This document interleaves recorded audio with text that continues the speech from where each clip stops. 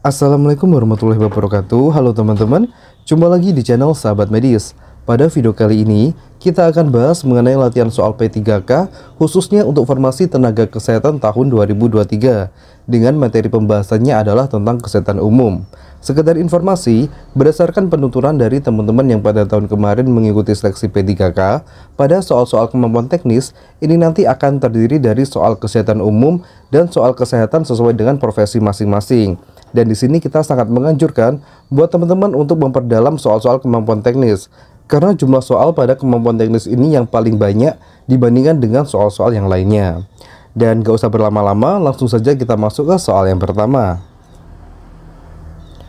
Seorang ibu datang ke posyandu untuk mengimunisasi bayinya yang berusia 2 bulan. Ibu mengatakan sebelumnya bayinya sudah mendapatkan imunisasi hepatitis, BCG, dan polio. Ibu tersebut ingin agar anaknya bisa mendapatkan imunisasi dasar yang lengkap. Pertanyaannya, berikut ini yang bukan merupakan imunisasi dasar adalah A. DPT, B. HIB, C. Pentabio, D. IPV, atau E. HPV. Seperti biasa, sebelum kita masuk ke pembahasannya, di sini kita memberikan teman-teman waktu 5 detik untuk memilih opsi jawaban yang benar. Dan jawaban yang tepat adalah opsi E, yaitu imunisasi HPV. Nah, untuk imunisasi HPV ini adalah imunisasi yang diberikan kepada remaja putri, biasanya pada kelas 5 atau kelas 6. Tujuannya adalah untuk mencegah kanker serviks. Kenapa jawabannya bukan imunisasi pentabio? Nah, untuk imunisasi pentabio ini sebenarnya adalah vaksin kombinasi ya teman-teman. Isinya adalah DPT, kemudian vaksin hepatitis, dan vaksin polio. Berikut ini adalah macam-macam imunisasi dasar berdasarkan Permenkes nomor 12 tahun 2017 tentang penyelenggaraan imunisasi. Sebenarnya soal-soal tentang imunisasi dasar ini sudah beberapa kali kita bahas di video-video sebelumnya, meskipun dengan soal yang berbeda. Tujuannya adalah agar teman-teman bisa ingat macam-macam imunisasi dasar ini, karena pada tahun kemarin soal seperti ini sempat dimunculkan ya teman-teman.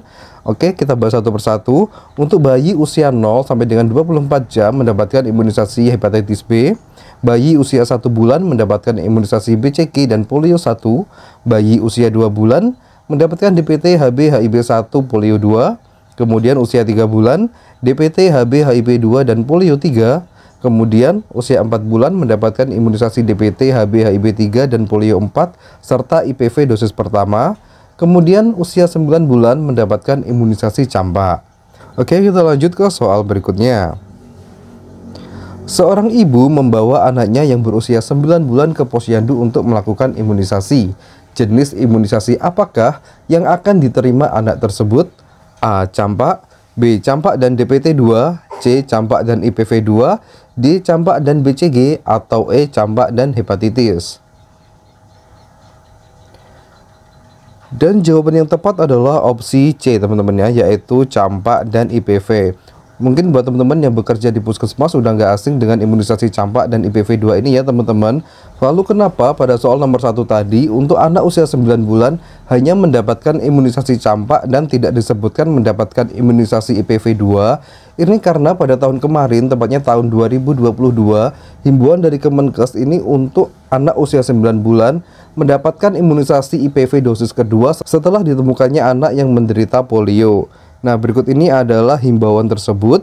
IPV dosis kedua diberikan pada anak usia 9 bulan bersamaan dengan imunisasi campak rubella. Pengenalan imunisasi IPV 2 telah mulai dilaksanakan di Provinsi DKI Jakarta, Jawa Barat, dan Banten pada tahun 2022. Pada tahun ini, yaitu tahun 2023, pelaksanaan pemberian IPV 2 ini akan dilakukan di seluruh wilayah Indonesia kecuali Provinsi DIY. Nah, dan di puskesmas sekarang pun juga sudah diterapkan ya teman-teman untuk pemberian imunisasi IPV dosis kedua.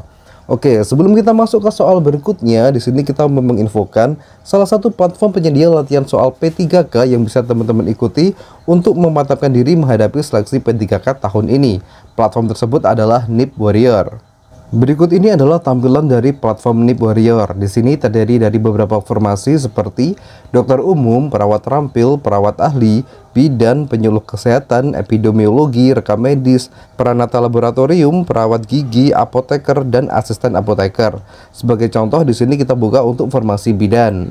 Jika teman-teman gabung pada platform ini, beberapa fasilitas yang teman-teman dapatkan diantaranya, yang pertama adalah pembahasan soal bersama mentor, kemudian 13 video pembelajaran kompetensi manajerial, sosiokultural, dan wawancara. Kemudian 4 paket tryout kemampuan teknis bidan, 4 paket tryout manajerial, sosiokultural, dan wawancara. Kemudian teman-teman juga mendapatkan PDF materi baik itu tentang kebidanan maupun kesehatan umum. Selain itu teman-teman juga difasilitasi grup WhatsApp dan free konsultasi dengan tim Nip Warrior. Untuk cara gabungnya, teman-teman tinggal klik saja linknya di deskripsi video ini. Oke, kita lanjut ke materi video kita ya teman-teman. Untuk soal nomor 2 ini sudah cukup jelas ya teman-teman. Sekarang kita masuk ke soal nomor 3. Seorang calon jamaah haji datang ke puskesmas Anda untuk melakukan imunisasi meningitis. Ia mengatakan sebelumnya sudah melakukan ibadah umroh dan mendapatkan imunisasi meningitis 5 tahun yang lalu. Anda mengatakan ia tetap harus mendapatkan vaksin meningitis ulang karena vaksin tersebut hanya berlaku untuk A. 6 bulan, B. 1 tahun, C. 2 tahun, D. 3 tahun, atau E. 4 tahun. Dan jawaban yang tepat adalah opsi C, yaitu 2 tahun. Vaksin meningitis ini berlaku 2 tahun ya teman-teman. Ini sesuai dengan yang tercantum dalam Permenkes nomor 12 tahun 2017.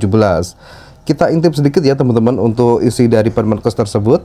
Nah, di sini disebutkan pada poin keempat, imunisasi meningitis meningokokus diberikan kepada masyarakat yang akan melakukan perjalanan ke negara endemis meningitis. Ini seperti Arab Saudi ya teman-teman, yang belum mendapatkan imunisasi meningitis atau sudah habis masa berlakunya, karena masa berlaku imunisasi meningitis ini adalah selama 2 tahun. Sedangkan untuk pemberiannya ini diberikan minimal 30 hari sebelum keberangkatan. Setelah divaksin, orang tersebut diberi ICV yang mencantumkan tanggal pemberian imunisasi. Oke, kita lanjut ke soal berikutnya. Berikut ini pernyataan yang benar tentang pemberian imunisasi DT adalah A. Dosis 0,05 mili secara IM, B. 0,5 mili secara SC, C. 0,5 mili secara IM, D. 1 mili secara SC, atau E. 1 mili secara IM. Dan jawaban yang tepat adalah opsi C, yaitu dengan dosis 0,5 mili secara intramuskular. Nah, teman-teman masih ingat imunisasi DT ini imunisasi apa ya teman-teman? Ini adalah imunisasi lanjutan yang diberikan pada anak kelas 1 SD. Sekarang kita bahas juga untuk dosis dan cara pemberian macam-macam imunisasi. Berikut ini adalah cara pemberian dan dosis imunisasi sesuai dengan Permenkes nomor 12 tahun 2017. Yang pertama ada hepatitis B. Ini dosisnya adalah 0,5 mili, diberikan secara intramuskular, tempat penyuntikannya adalah di paha. Kemudian BCG, dosisnya adalah 0,05 mili, pemberian secara intrakutan pada lengan kanan atas. Kemudian polio, dosisnya 2 tetes per oral. Kemudian IPV, dosisnya 0,5 mili secara intramuskular pada paha kiri. Kemudian DPT HB HIB, diberikan dengan dosis 0,5 mili secara intramuskular pada paha untuk bayi dan lengan kanan untuk batita. Kemudian campak 0,5 mili secara subkutan di lengan kiri atas. Kemudian untuk imunisasi DT dan TD, dosisnya 0,5 mili diberikan secara intramuskular pada lengan kiri atas. Oke, sementara cukup sekian untuk video kali ini. Semoga video singkat ini bisa bermanfaat dan semua teman-teman di channel ini bisa lolos pada seleksi CASN tahun 2023 ini. Wassalamualaikum warahmatullahi wabarakatuh. Sampai jumpa di video berikutnya.